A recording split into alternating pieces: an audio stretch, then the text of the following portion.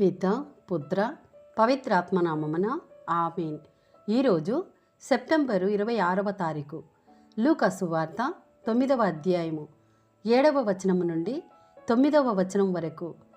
ఆ కాలమున గలిలియ రాజ్యపాలకుడగు హేరోదు యేసును గూర్చి అంతయు విని కలవరపడెను. ఏలయన స్నాపకుడగు యోహాను మృతుల నుండి జీవముతో లేపబడెనని కొందరు, ఏలియా అవతరించెనని మరికొందరు, పూర్వ ప్రవక్తలలో ఒకడు సజీవుడై లేచెనని ఇంకను కొందరు చెప్పుకొనుచుండిరి. నేను యోహాను తల తీయించి తిని కదా, మరి నేను వినుచున్న వార్తలన్నీ ఎవరిని గురించి అయి ఉండవచ్చును అని తలంచుచు హేరోదు ఆయనను చూడగోరెను. ఇది ప్రభుని వాక్కు.